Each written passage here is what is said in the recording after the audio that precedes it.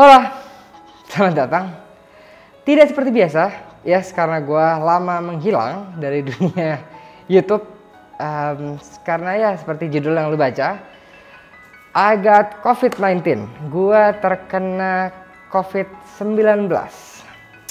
Karena itu, gue akan share pengalaman gue, bagaimana gue terkena ini dan apa yang gue lakukan. Langsung aja, stay tune, oke? Langsung kita ngobrol soal ini.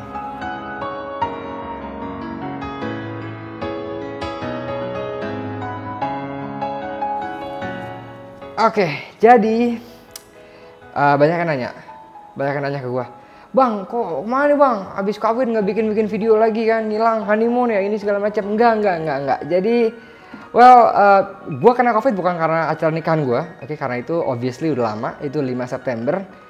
Gue kena COVID tepatnya hari Sabtu tanggal, bukan kenanya ya, tapi gue swab tes itu tanggal, gue cek dulu. Oke, gue cek COVID itu tanggal 1 Oktober, itu gue swab, oke? Gue sakit pertama kali tanggal 26 September, yaitu hari Sabtu. Ya, gue sakit, jadi cerita gini, hari Jumat tanggal 25 September, itu gue tiba-tiba sakit kepala malam-malam. Gue bilang ke bini gue, aku sakit kepala nih gitu kan. Terus akhirnya gue ke bawah, gue ambil Panadol, gue minum Panadol segala macem, gue tidur. Besok paginya kepala gue masih sakit nih, masih pusing banget gue. Kepala gue berat banget, pusingnya tuh kayak ada beban di kepala lo gitu kan. Sakit kepala banget. Akhirnya gue pagi kan gue harus ke kantor ya, gue harus ke GRI kan di Rawabening. Gue minum Panadol lagi pagi-pagi. Gue sarapan, gue minum Panadol, terus gue istirahat sebentar. Jam 11 pagi gue enakan tuh. Akhirnya gue ke Rawabening. Gue kerja normal seperti biasa kan. Di Rawabening gue maskeran segala macam, normal lah. Pada umumnya gue makan segala macam. Gue balik ke rumah masih normal. Everything is fine, masih normal semua. Gue inget banget malam-malam gue beli bebek sama istri gue beli bebek. Kita makan bebek berdua. Setelah makan bebek, badan gue tuh kayak gak enak. Kayak gak ngerasa, lo tau kan kalau lo lagi mau sakit gimana sih? Gak enak gitu kan. Terus gue ke rumah samping, gue ke rumah bokap gue, ketemu adik gue. Gue maskeran. Gue bilang sama adik gue, Mat, gue kayaknya mau sakit nih. Lu jangan deket-deket, gue bilang gitu kan. Udah, akhirnya balik ke rumah. Gue minum lagi obat Panadol karena gue masih pusing kan. Gue masih pusing malam-malam itu. Gue tidur, tiba-tiba waktu gue tidur, gue kebangun, gue menggigil parah, gue demam, menggigil banget, demam banget. Gue mau kencing, gue mau pipis kan, gue ke kamar mandi, gue ke toilet, gue kira udah pagi. Wah, gue sakit nih, gue bilang udah pagi. Ternyata pas gue lihat jam, itu baru jam 11.30 malam.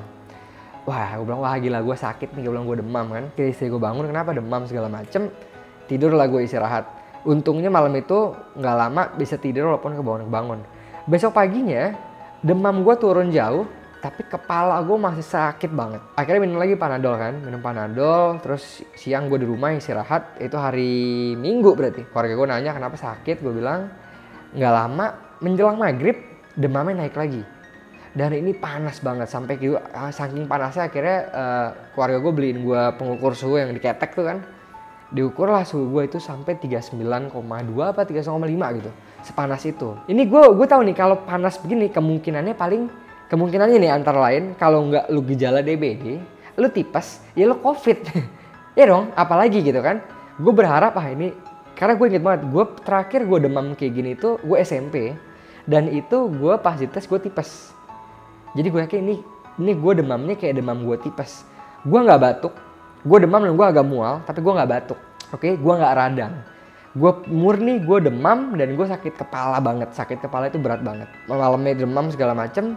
Gue konsul sama Halodoc, ngobrol sama Halodoc, dikasih lah obat paracetamol. Nah setiap akhirnya gue minum paracetamol. Setiap minum paracetamol itu panas gue turun. Hari ketiga demam gue udah enakan. Akhirnya gue memutuskan, kita tes darah, gue bilang. Kita cek darah deh, panggil orang lab ke rumah kan. Orang lab ke rumah, gue cek tipes dan DBD. Hasilnya itu sehari kelar kan, gue tes pagi jam 3 keluar. Pas keluar hasilnya semua negatif. Gue nggak tipes, gue nggak DBD. Wah, gue makin was-was. Wah, jangan-jangan gue COVID. Gue bilang sama bini gue, kita swab aja deh. Udah nggak usah lah, kata dia gitu kan. Udah nggak usah, ini kan udah mama udah mau turun. Ya udah deh, akhirnya gue turutin tuh, gue nggak swab. Tapi sehari kemudian gue mulai kepikiran, gue makin kepikiran tiap hari gue nggak tenang nih. Gue bilang nih, gue nggak jelas kan, gue sakit gini nggak jelas, tipes bukan, DBD bukan. tapi juga nggak ngerti apa. Akhirnya gue bilang udah, kita putuskan gue mau swab. Akhirnya gue mau swab antigen, gue bilang gitu kan, aku mau swab antigen. Akhirnya kebetulan bokap ada kenalan yang orang lab dari swab antigen, itu pakai medpack, gue di medpack. Nanti gue cantumin di link deskripsi kalau kalian mau tes swab test pakai swab antigen ini minimal 3 orang ya, buat 3 orang. Akhirnya janjian lah buat tanggal 1 Oktober. 1 Oktober itu adalah hari ulang tahun gue.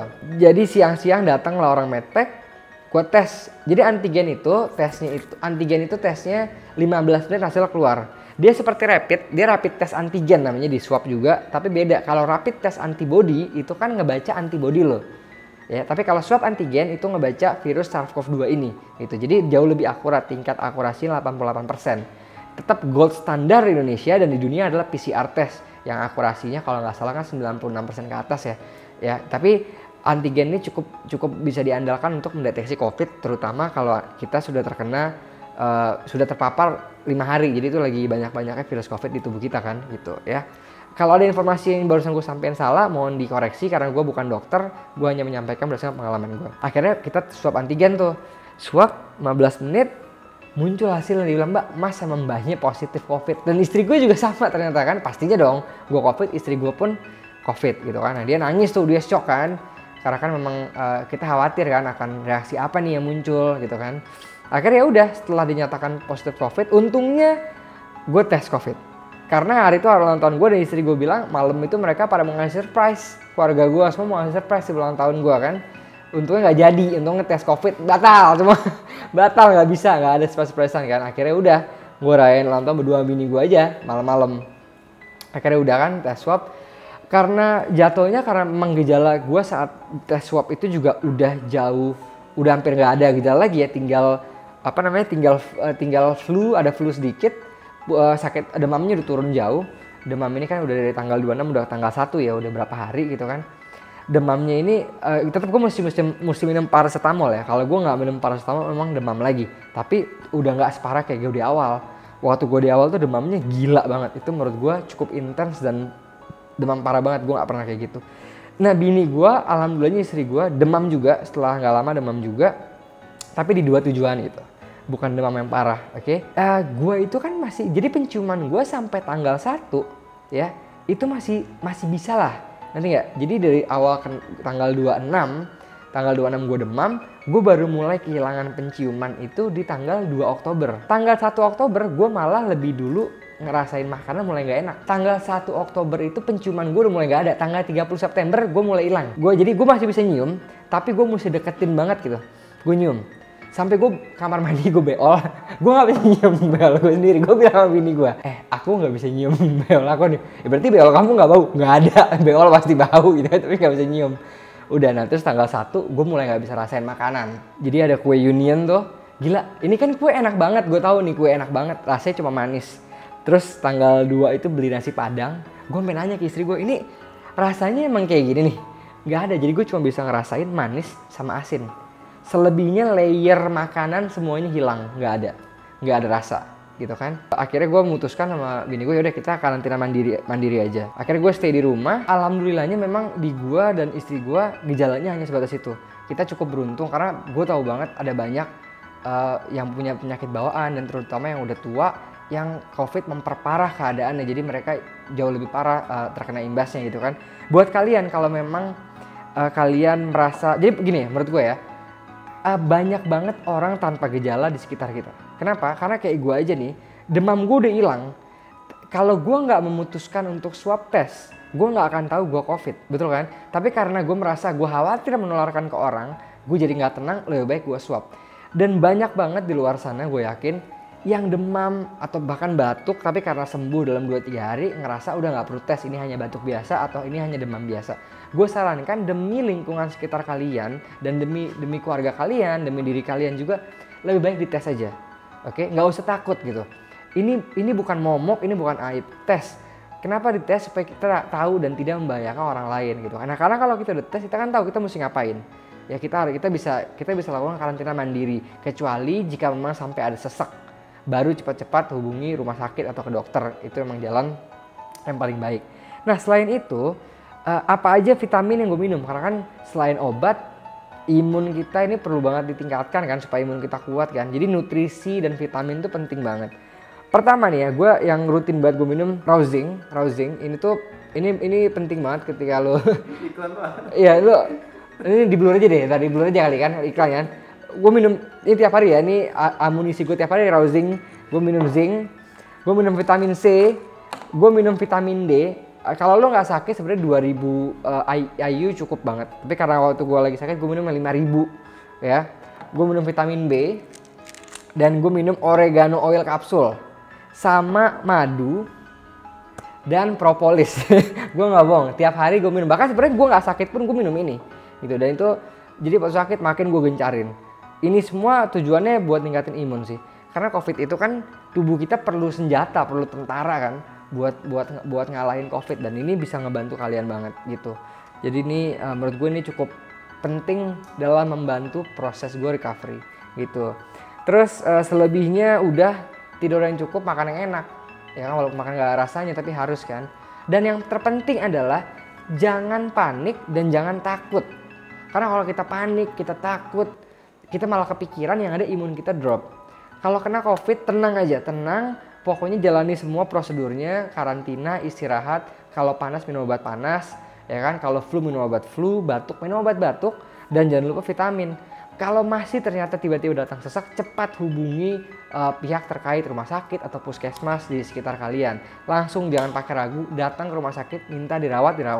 Itu lebih baik. Tapi selama gejala kalian sedang atau ringan, harusnya dengan karantina sendiri, istirahat di rumah, COVID ini akan sembuh dengan sendirinya selama kalian menjaga imun kalian, minum nutrisi, makan yang baik. Kurang lebih itulah. Jadi itulah alasan gue menghilang hampir sebulan. Oh ya, banyak juga yang belum tahu gini, kenapa direkomendasikan karantina 14 hari.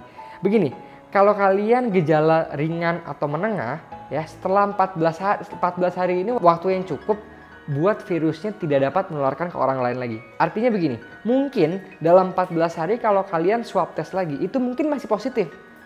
Tetapi bukan berarti kalian masih bisa menularkan ke orang. Ini standar WHO ya, yang gue sampaikan barusan, ini WHO yang ngomong. Bahkan sepengetahuan gue, tolong dikoreksi kalau salah, Kemenkes juga udah mengeluarkan aturan seperti ini, isolasi mandiri 14 hari. Kecuali kalau kalian bergejala parah, sakitnya parah, sesak dan sakitnya berkepanjangan, tentunya akan lebih dari 14 hari. Ini yang gue bicarakan adalah bagi kalian yang bergejala sedang sampai ringan, dimana dalam 14 hari itu 3 hari terakhir kalian sudah tidak sakit, tidak demam, dan tidak membutuhkan obat untuk menurunkan panas atau batuk atau apapun. Kalian 3 hari terbebas dari sakit tanpa obat, tanpa bantuan, dan sudah menjalani 14 hari isolasi mandiri, itu kalian sudah dinyatakan aman. Tetapi tetap aja meskipun begitu, tetap gunakan masker kemanapun. Karena kan kita nggak tahu kan, ini kan semuanya ini penelitiannya masih bisa berubah. Betul nggak? Ya, yang sekarang ngomong gini, jangan-jangan nanti beberapa bulan ditemukan fakta baru tentang virus. Jadi lebih baik meskipun sudah ada acuan standarnya dari WHO dan Kemenkes, tetap kita jaga-jaga demi orang sekitar kita. Tetap gunakan masker, ya. Tetap usahakan jaga jarak. Jadi ingat ya, penting kalian udah sehat, 14 hari kalian boleh beraktivitas kembali. Kalau sakit ya belum, tandanya virusnya kan masih berimbas luar biasa parah ke kalian kan. Jadi itu jangan gitu. Kurang lebih itu ya. Mohon maaf banget kalau ada informasi dari tadi yang gue sampaikan keliru dari perspektif medis. Sekali lagi gue mohon maaf dan mohon dikoreksi gitu. Gue udah berusaha menyampaikan. Tujuan gue sharing ini adalah ingin menekankan kepada kalian gitu bahwa COVID ini udah ada di mana-mana. Oke? Udah ada di sekitar kalian. Jadi kita harus mawas, kita harus aware. Kalau kita nggak takut buat kita, oke, tapi seenggaknya takutlah buat orang di sekitar kita yang mungkin memiliki imun lemah, mungkin memiliki penyakit bawaan, oke? Jadi gue himbau kalian tetap usahakan, ya jaga diri sebaik mungkin lah saat ini, itu yang bisa dilakukan. Dan kalau ada sakit, ada demam, jangan ragu untuk swab test. Apalagi sekarang PCR harganya udah turun kan, udah 19.000, gue rasa antigen juga udah bisa turun. Nanti gue akan cantumkan link swab antigen, ya buat kalian yang mau swab, jangan takut. Sekali lagi, COVID ini bukan aib. Kalian justru harus ceritakan, orang sekitar kalian mesti tahu kalian COVID. Oke, supaya kalau ada kontak dekat dengan mereka, kita bisa himbau mereka semua jadi nyaman dan aman. Jadi intinya adalah swab aja, oke, swab dan pastikan diri kalian memang aman atau memang COVID. Jadi bisa jaga-jaga demi sekitar kalian. Oke, gue rasa itu aja. Itulah kenapa alasan gue menghilang dari dunia per-YouTubean. bukan produktifan doang, dunia semuanya, pekerjaan, semua gue isolasi, gue gak kemana-mana, berdua sama istri gue di rumah. Ya kita bonding lah, semakin mendekatkan. 14 hari, 24 jam bareng dia kan, luar biasa. Jadi ditunggu aja, sabar. Video Batu is coming to you, is on the way bro, sis. Oke? So thank you so much, terima kasih sudah mendengarkan cerita gue, cerita sharing ini. Semoga bisa bermanfaat dan bisa menambah, apa namanya, ya, bisa bermanfaat dan bisa menjaga diri kita lah. Sekarang pengalaman gue ini, gue ingin orang lain tahu gitu kan, supaya semua orang ya bisa seenggaknya, oh gini tuh cara menghadapi COVID ini, oh gini loh, nggak boleh panik, nggak boleh ini gitu, tenang aja ya tenang, ya yang penting jaga diri kalian, jaga imun. Oke, thank you so much for watching guys, sampai ketemu di video Batu next, tenang, bye bye.